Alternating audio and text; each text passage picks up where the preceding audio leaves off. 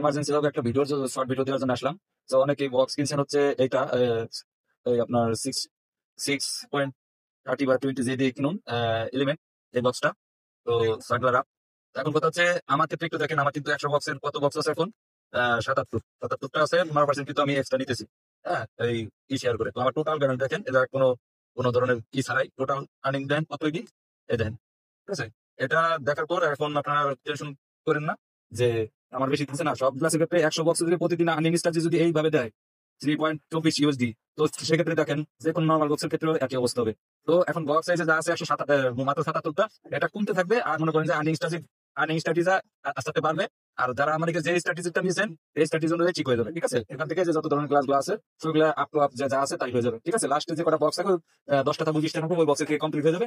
তো এই জন্য ভিডিওটা আসা। আর আপনারা অবশ্যই চ্যানেলটি সাবস্ক্রাইব করে দিবেন। টেলিগ্রামে জয়েন হয়ে সরাসরি আমাকে আপনাদের সমস্যাগুলো জানাবেন, আমি যতটুকু পারি চেষ্টা করবো।